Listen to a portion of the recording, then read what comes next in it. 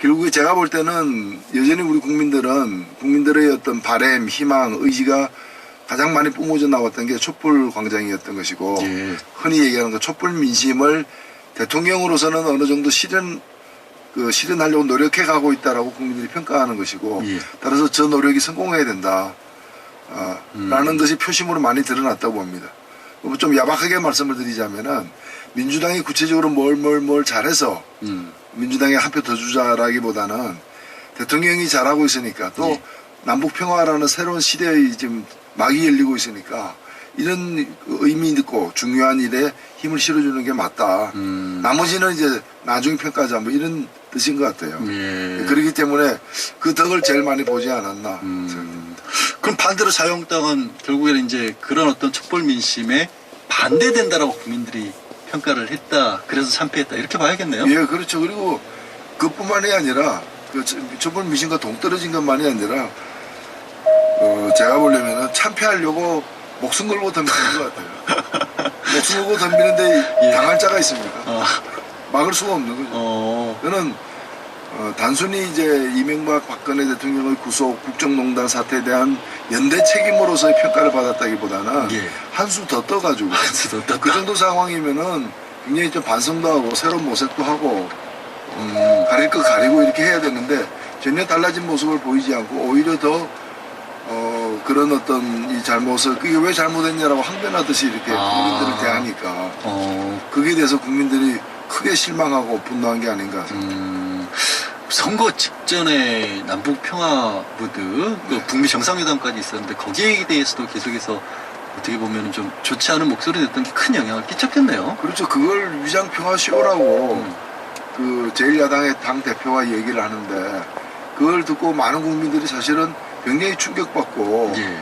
내가 좀 시간을 내서라도 한 대 때려줘야겠다 그런 생각을 가졌을 것 같아요. 예. 아니, 때려주시다는 말씀은 좀 마음만 그랬다는 거죠? 표로 때려주는 거죠. 표로 때려주는 거죠? 예, 예. 그래서 이제 표로 때린 거군요, 이번에.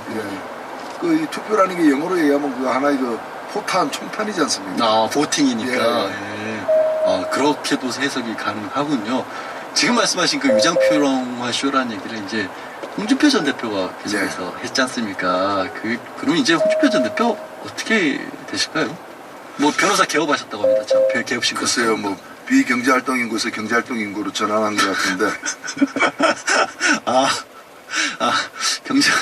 경제활동을 하실까요? 과연 진짜로 어떻게 보세요? 저도 좀 약간 궁금하긴 하더라고요. 이렇게 법조계 따라하신 지도 오래되셨는데 물론 자격은 있으시죠. 당연히 있으신데 정말로 이분이 변호사로 일을 하시려고 개업 신고를 하신 건지 다른 생각이 일단 있으신 뭐 건지. 그 의뢰인을 유치하려고 노력을 하는지 의뢰인이 찾아오는지와 별개로 예. 개업 상태이기 때문에 그래서 이제 경제활동에 돌입한 건 사실이죠. 법률적으로는. 예, 법률적으로. 실제로 이제 회비도 한 달에 5만 원씩 꼬박꼬박 내야 되니까 경제활동을 실제로 하시겠네요. 예. 그 홍준표 얘기를 하나 더 여쭤볼게요. 물러나면서 홍준표 네. 대표가 SNS에 굉장히 여러 가지 얘기를 하셨습니다. 나는 정말 잘해보려고 했는데 뭐 당내에 고관대직 지내고 국회의원 아르바이트 정도로 생각하는 사람도 있었다. 사생활에 추한 사람도 있었고 의총에 술 취해온 사람도 있었고 뭐 국비로 세계 일주 다녔던 여러 가지 사람들이 있어서 이런 사람들 때문에 내가 정말 1년을 내후 외환 속에서 시달렸다. 이렇게 좀 힘들었다라고 이렇게 토로를 했는데 그 내용에 대해서는 어떻게 생각하세요? 저는 그 말씀을 듣고 납득이 가지 않는 것은 그런 사람들을 대표하느라고 예. 왜 1년씩이나 있었느냐라는 거죠. 그럼 어떻게 했었어야 될까요? 그런 사람들을 지금 보면은 그런 사람들과 같이 있는 게 지옥이었다, 고통이었다는 예. 건데 왜 자청해서 그들의 대표가 돼 있느냐라는 거죠. 그리고 그 대표직을 1년씩이나 이렇게 그 별 불만 없이 유지했느냐라는 거죠. 그게 제일 미스테리입니다. 미스테리다. 그래서 이제 와가지고 나는 지옥에 있었다 이렇게 얘기하는 것은 그렇게 설득력이 과연 있을까? 예. 그러게요. 모르고 사실 받지도 않았으셨을 거 아니에요? 예, 다 알았던 거죠. 지금 보면은 종류도 아주 뭐 더 구분했고 아마 그 이게 마지막 페이스북 글이라서 그렇지 그 여유가 더 주어졌다면은 기회가 더 주어졌다면 아마 종류를 더 많이 나열했을 것 같은데. 예. 이렇게까지 세분할 정도면 이미 대표 맡기 전부터도 알고 있었을 텐데 네. 뭐하러 그 지옥을 스스로 뛰어들었느냐라는 얘기를 하셨는데, 자 이제 앞으로 그럼 얘기를 좀 해봐야 될 것 같아요. 저희가 뭐 일부에서 김성태 한국당 대표 권한대행이죠. 권한대행과 인터뷰도 했습니다만은 이번에 쇄신안 발표를 했고, 또 쇄신안 발표하자마자 당내에서 반발도 있기도 하고 그랬는데, 이 당내에서 이렇게 반발이 커지는 이유, 그리고 김성태 권한대행이 이런 부분을 과연 잘 정리를 해나갈 수 있을지 어떻게 보세요? 네, 당내에서의 반발은 뭐 여러 가지 배경이 있겠습니다만은 쇄신 자체를 좀 싫어하는 게 아닌가.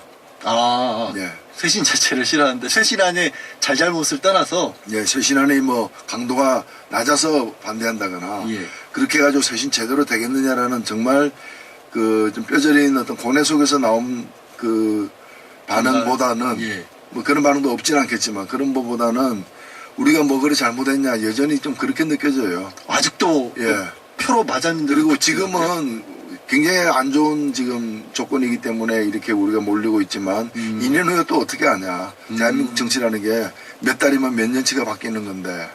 그래서 결국 총선은 2년이나 남았고 2년 후에는 다른 상황이 될 수도 있는데 뭐 그렇게 집을 다 허물려고 하느냐. 좀 그런 느낌이 많이 들고요. 예. 아니 지금 상황에서도 그렇게 생각을 한다고요? 아, 그렇죠. 그래요? 예. 뭐 어제 나온 얘기들, 초선들, 재선들 나온 얘기들 보면은 그 휴대폰 사진이 언론에 보도가 됐죠. 안에 네. 보니까 뭐 친박계 의원들 이름 거론이 되면서 굉장히 살벌한 얘기가 나오더라고요. 뭐 적으로 봐야 한다. 또 제가 옮기기도 민망한 얘기들이 막 올려 있던데, 그런 것들 때문에 이제 그렇게 생각하시는 건가요? 뭐 그런 얘기들 저는 사실 뭐 그런 얘기들한 거는 뭐 그 내부 어떤 뭐 친박계 비박계 예, 나눠서 싸우는 거. 늘 그래 왔잖아요. 예. 그래서 그것이 그렇게 새삼스러운 얘기는 아니라고 보는 것이고 제가 볼 때 객관적으로 보면은 과거에도 서울시 의회 같은 경우에도 지역에서 당선된 사람이 100명이라면은 한때는 한나라당이 100명을 다 차지하고 예. 또 4년 후에는 민주당이 100명을 다 차지하고 이렇게 선거 때마다 왔다 갔다 한 건 사실입니다. 그러나 지금 자유한국당은 이 고비를 넘기면 다음 그 선거 때는 전혀 다른 날씨가 될 수 있다라는 그런 희망을 해볼 수 있는 상황이 아니에요. 지금 뭐 시대가 바뀌고 있는 큰 어떤 이 전환의 어떤 지금 와중에 놓여 있기 때문에 이 그동안에 보수라고 자칭해왔던 세력들이 보수가 아니라 냉전적 수구 세력이었다는 것이 국민들로부터 이렇게 확인되어 가고 그리고 더 이상 어떤 크게 변하지 않는다면 작은 것도 맡기기 어렵다는 판단들이 이제 팽배해 가는 상황이기 때문에 그런 이제 정치 변동을 갖다 기다려 가지고 다시 이제 회생을 갖다 도모하는 상황은 아니라고 봅니다. 그 단순히 날씨 바꾸기 기다리고 있어서는 네. 안 되는데. 그런데도 불구하고 이제 그런 작은 변화조차도 지금 거부하고 있는 거잖아요. 저는 김성태 원내대표의 안이 그런 시대 변화에 걸맞는 보수 어떤 회생 또는 새로운 보수를 갖다 구축하는 그런 마스터 플랜이라고 보이지는 않습니다. 그건 자유한국당 내에서 과연 가능할까? 아니면 또 현재의 범보수 진영 내에서 가능할까라는 의문까지 사실 있는 거거든요. 더 많은 시간이 걸릴 수도 있는 건데 그래도 작은 변화라도 해야 되지 않겠습니까? 근데 그것조차도 거부하고 있는 것은 납득이 안 가죠. 어떤 분들은 봉숭아학당은 예견된 일이다. 일이 될 줄 알았다. 이 일은 더 갈 것이다. 이렇게 보기도 합니다. 아마도 지금 대표님께서도 말씀하시는 게 그쪽에 좀 무게를 좀 실으시는 것 같습니다. 다른 당 얘기도 좀 해볼게요. 바른미래당. 뭐 얘기 안 했던 분들도 있지만 바른미래당 분들이 보시기에는 정말로 이 바른미래당 성적도 어쩌면 더 안 좋았잖아요. 자리를 못 찾은 것 같아요. 제3당으로서의 목표 같은 거. 이렇게까지 부진했던 이유에 대해서는 어떻게 분석하세요? 이 바른미래당은 사실은 바른당으로부터 출발해서 자유한국당에서 탄핵을 반대했던 사람, 탄핵을 찬성했던 사람들이 만든 바른당과 국민의당 일부가 이렇게 통합해서 만들어진 거 아닙니까? 그런데 그때 바른당이 가졌던 어떤 특징이 보수 혁신이었던 것이거든요. 국정농단에 대한 반성을 위해서 보수 혁신하겠다 그러는데 그 보수 혁신은 좀 실패한 것 아닌가? 그 보수 혁신을 할 수 있는 자격, 능력, 그다음에 비전 이런 것이 다 갖춰지지 않았다는 게 이제 판명되는 과정이었다고 보고 그와 별개로 그 이후에 국민의당 일부 안철수 계열 또 합쳐진 포함한 거죠. 쪽과 합쳐졌는데 합쳐지면서 정체성이 굉장히 애매모호하고 뭐 본인들도 이제 인정하듯이 내부의 결합도도 굉장히 어수선한 낮은 그런 좀 상태이기 때문에 상당히 좀 존재 자체가 존재의 이유, 존재의 의미, 존재의 가능성, 지속 가능성 이런 것들이 다 지금 의문시되고 있는 그런 상황이라고. 보수 혁신도 보여주지 못했고 그 바람에 또 합치는 바람에 더 혼란이 있었고 국민들이 그래서 이 바라볼 때 이 당이 무엇이냐 어떤 존재인지를 좀 회의적으로 볼 수밖에 없었다.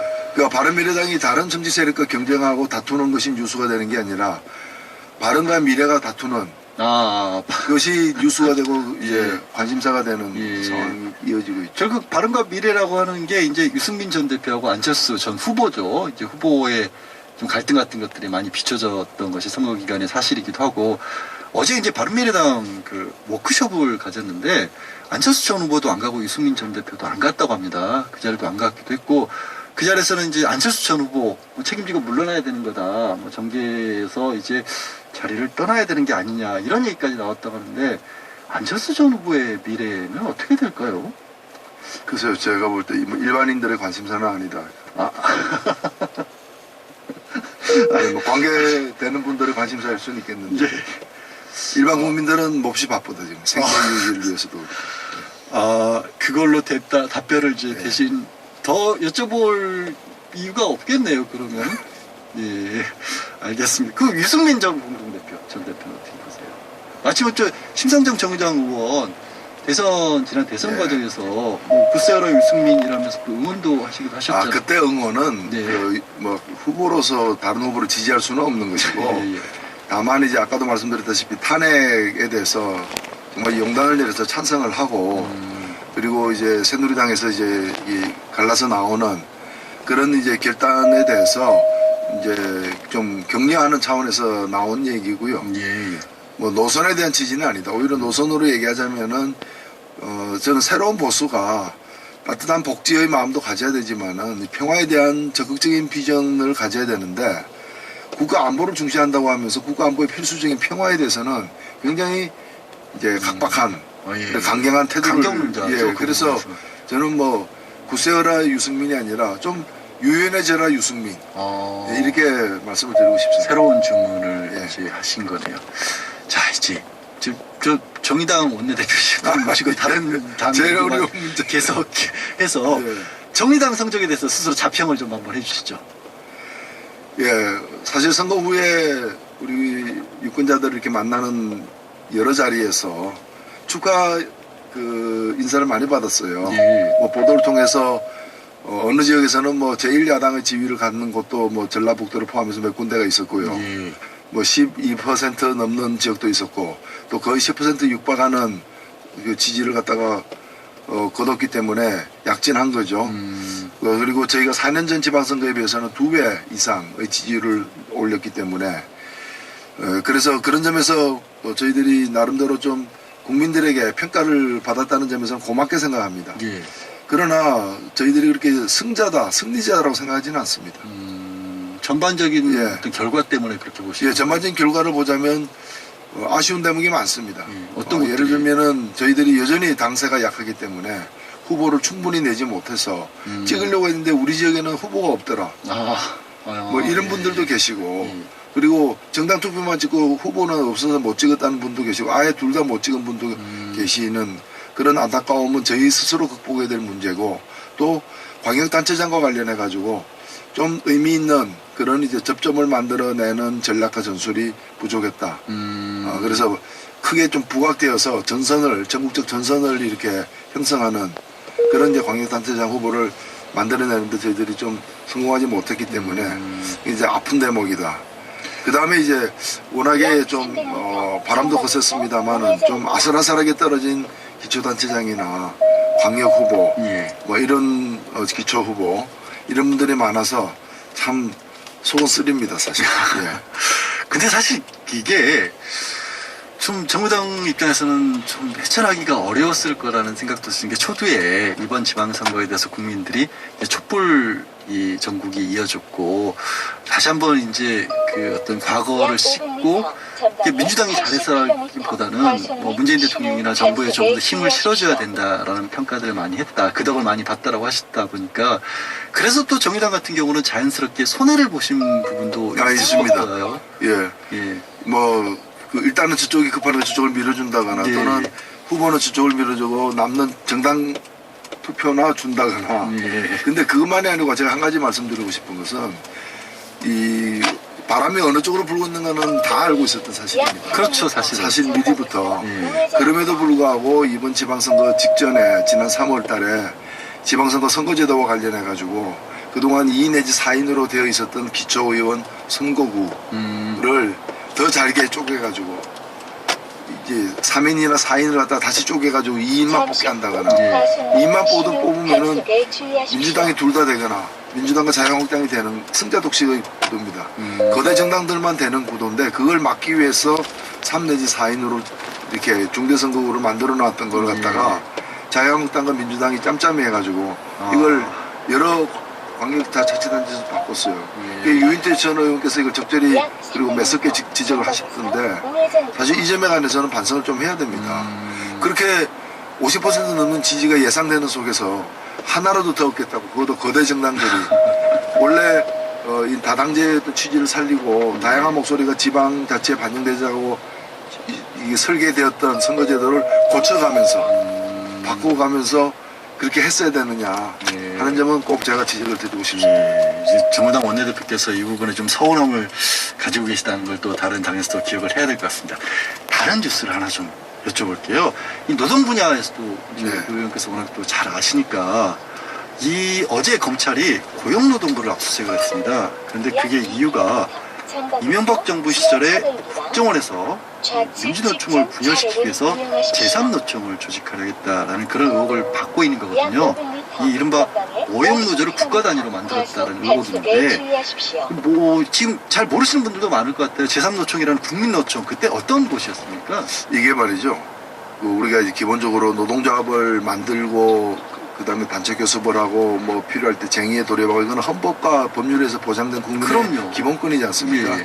근데 이제 일부 잘못된 인식을 가진 기업주들이 노동조합이 생기니까 이 노동조합을 갖다가 이제 해산시키려고 노력해도 안 되니까 자기 말을 듣는 노동조합을 따로 하나 만들어 가지고 대응을 시키는 그 복수노조를 다 악용하는 그런 경우들이 있습니다. 종종 있죠. 예, 종종 있는데 그래서 이제 부당노동 행위로 사업주가 처벌받기도 하고 이러는데 이거 국가가 안 있는 겁니다. 그러니까요. 누가 했느냐? 청와대 비서실, 그 청와대가 아닌 거예요. 지금 의혹을 받고 있는 게 청와대, 국정원, 그 다음에 고용노동부 이 3자가 이렇게 연합을 해가지고 노총을 하나 만든 새로운 노총. 한국노총이 이명박 정부 초기 때는 정부하고 좀 얘기가 잘 되는 쪽으로 평가를 받았는데 이명박 정부가 노동계에 불리한 여러 가지 제도들을 갖다가 많이 도입을 했어요. 압박하는 제도들, 전임자를 갖다가 없애거나 줄인다거나 타임오프제 같은. 그렇게 되니까 한국노총하고도 사이가 안 좋아졌어요. 민주노총은 말할 것도 없고. 그렇게 되니까 제3노총을 정부가 나서서 만드는 거예요. 국정원이 돈 대고 청와대가 관여하고 그다음에 고용노동부가 실무적인 작업까지 맡아가지고 거대한 사업체 노조들 예를 들면은 뭐 서울지하철 노조라거나 또는 한국통신의 일부 직원들이라거나 그다음에 굉장히 이제 친사용자 입장을 취하고 있던 당시에 현대중공업이라거나 이런 부분하고 같이 엮어가지고 새로운 노총을 하나 만들어가지고 한국노총, 민주노총만 있는 게 아니다. 이런 노총도 있다. 그런데 이걸 갖다가 국민의 세금으로다가 공직자들이 나서서 만들었다는 것 자체가 당사자들이 만드는 거야. 그건 자유입니다. 그럴 수도 있지만. 근데 당사자들이 순수하게 만들었다기보다는 공작 차원에서 만든 거죠. 이게 제3노총입니다. 그런데 지금 그때 당시에 이제 그 뭐라고 해야 되나 책임을 져야 될 위치에 있는 분들은 반대로 이런 얘기를 해요. 그게 이명박 정부 당시 시작된 게 아니고 참여정부 때부터 논의가 있었던 거다. 이런 반론을 또 제기하기도 하던데. 그것은 제가 알고 있기로는 그런 어떤 새로운 노선의 노총을 만들려는 시도는 그 전부터도 있었어요. 그러나 잘 안 됐던 거예요. 그리고 거기에는 정부가 개입하지는 않았어요. 그래서 이게 잘 안 되는 걸 되게 만들려고 정부가 개입한 거예요. 예. 그렇게 해서 어영화를 또 시켰던 거죠. 그런 거죠. 새로운 오염들을 갖다 전국적으로 긁어 모으고 그 국정원이 자기 그 특수활동비 공작금을 갖다가 대고 예, 예. 그리고 청와대가 체크를 하고 그리고 그 노동부 장관 그 보좌관을 지낸 사람이 적극적으로 뛰고 그리고 노동부 장관 노동부가 그걸 지원하고 그러니까 얘기는 그걸 뭐 옛날부터 있었다고 얘기할 수 있는 건 아니죠. 전혀 성격이 달라졌다. 성격이 다른 거죠. 이게 만약 이제 수사 시작한 거니까 네. 만약 사실로 드러나면 어떻게 해야 될까요? 그건 뭐 이 부당 부분에서- 노동행 더 잘 아시겠습니다만 네. 부당 노동행위에다가 직권남용에다가 국고 손실죄라거나 이거는 사실 정권이 이 일을 갖다가 한 걸로 보면은 탄핵감이에요. 하도 지금 뭐 두 명의 대통령이 다 들어가 있는 상황이어서 또 할 수는 없습니다. 할 수는 없습니다만은 이거는 국가범죄로서는 굉장히 심각한 문제죠. 이명박 전 대통령에 대해서 추가적인 어떤 수사가 이루어질 수도 있겠네요. 그럼 만약에 그렇죠. 사실이라면. 당시에 비서실장이 그걸 보고했는지 이런 까지 다 체크할 문제죠. 예, 그렇군요. 정말 심각한 사안이었다는 거 다시 한번 강조드리고 오늘 말씀은 여기까지 드려야겠네요. 지금까지 노회찬 정의당 신임 원내대표였습니다. 고맙습니다. 네, 감사합니다.